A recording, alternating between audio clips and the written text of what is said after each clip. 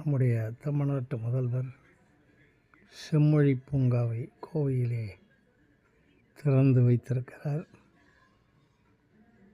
அநியாயமாக இருக்கிறது. சில பேர் செங்கல் நடுவார்கள், அவர்களுக்கு கல் நடுகின்ற போது கூட அது வராது. ஆனால் இவர் எப்பொழுது நடுகிறார், தொடர்கிறார், முடிக்கிறார் என்றே தெரியவில்லை. மிக பிரம்மாண்டமான ஒன்றை திறப்பு விழாவின் போதே வெளிவருகிறது.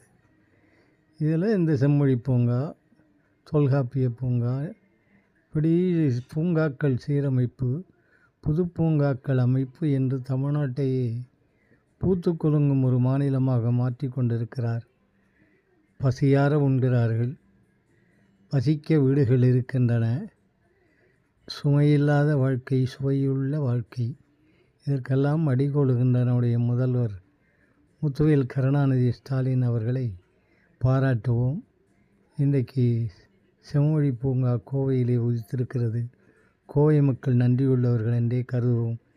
ஒரு சில காட்சிகளை உலகன் தொலைக்காட்சி உங்களுக்கு தொகுத்து வழங்குகிறது. கட்சி சார்பற்ற முறையிலே, ஒரு தமிழ் அறிஞன் என்ற முறையிலே நான் இதை வெளியிடுகிறேன். நன்றி, வணக்கம். உலகன் தொலைக்காட்சி ஆசான் செந்தமிழ் செழியன்.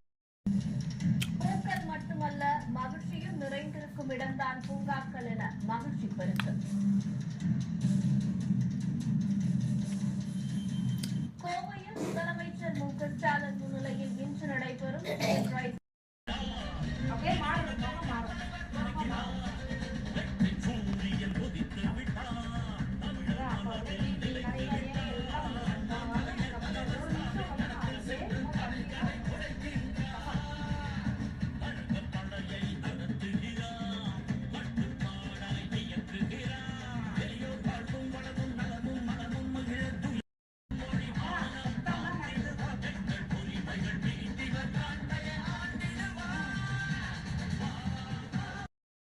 உற்சாக வரவேற்பு அளித்தனர்.